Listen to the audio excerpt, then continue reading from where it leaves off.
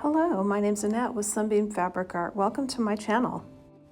I was cleaning out my stash today and I noticed I had quite a few Halloween fabrics left over.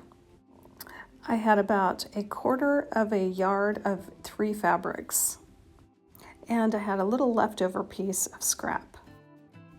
I asked my Halloween loving friend if she would prefer some particular project over any others, and we decided on a table runner.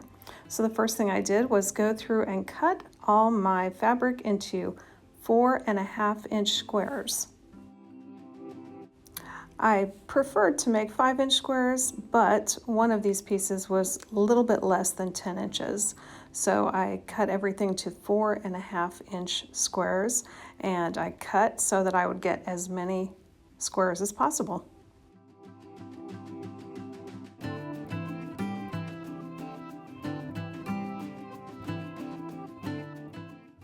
Now I spent a little bit of time fiddling around with how I was going to do these cuts.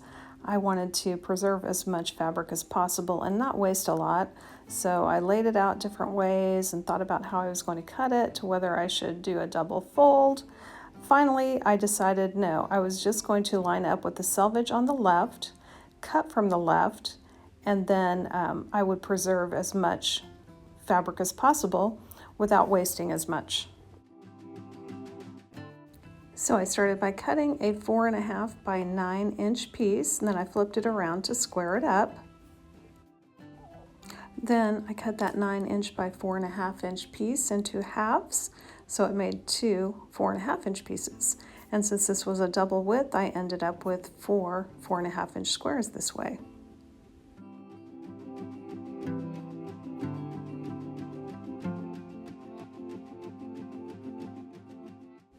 Another way to cut out 4.5 by 4.5-inch squares is to first cut a 9 by 9-inch square and then make a vertical cut and a horizontal cut, and then you have 4 4.5-inch squares.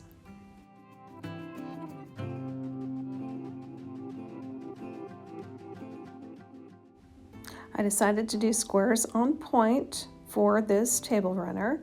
So here you see I am laying it out and trying not to get 2 of the same fabric right next to each other. Sometimes it couldn't be helped, but I just kind of played around with it till I got it the way I wanted it.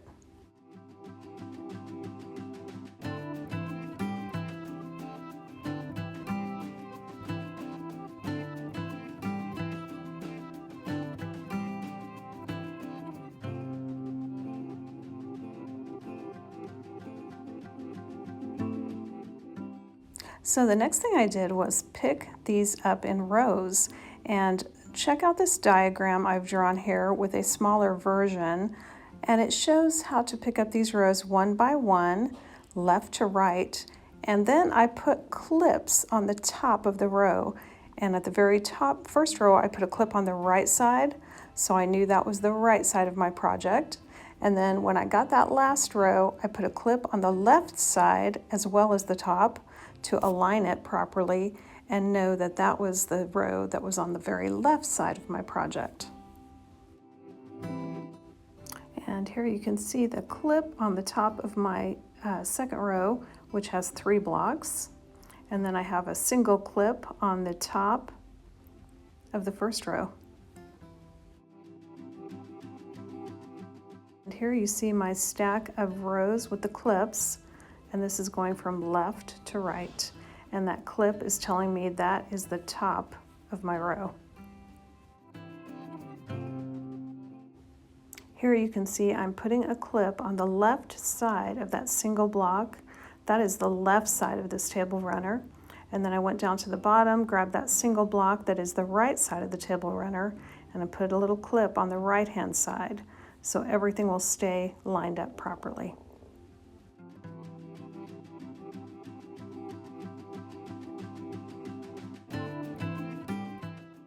The next thing to do is simply sew rows together one at a time, and then I will eventually put these rows together to finish this table runner. I am a big fan of chain piecing, but on a project that's on point like this, In order to keep it all straight, I just decided to do one row at a time, take it simple, take it slow, not get caught up in trying to hurry through it because I just didn't want to have to redo anything.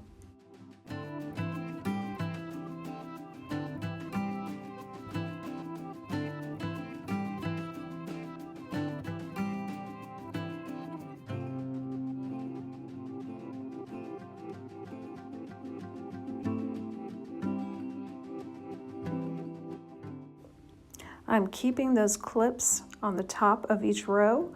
I don't want these things to get out of order or get mixed up or turned around.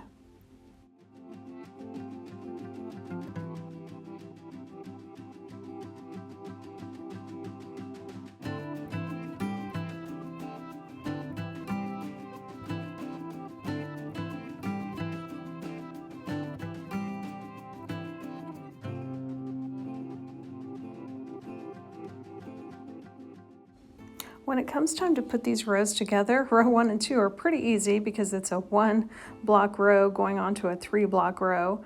Then on the next row, I'm adding 5 blocks, so that was also pretty easy.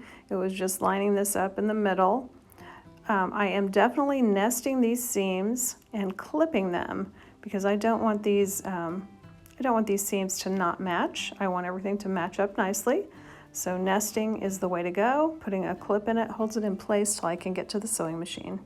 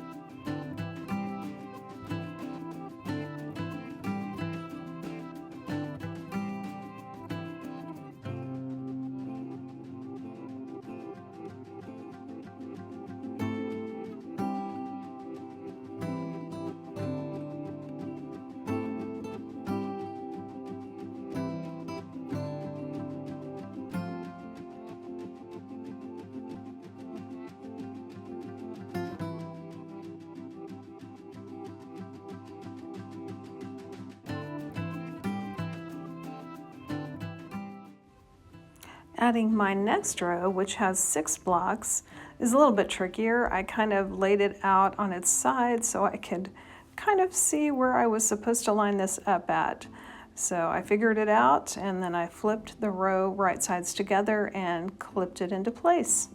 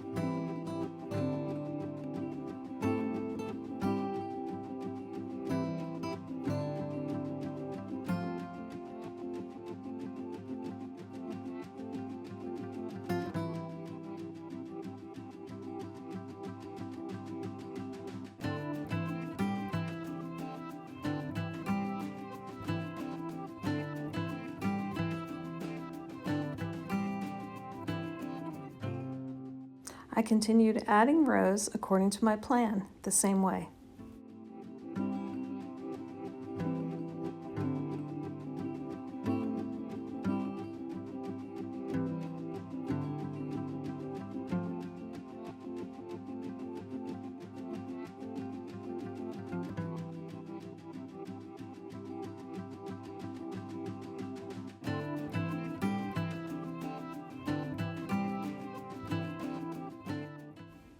Once all the rows were sewn on, it was time to square this table runner.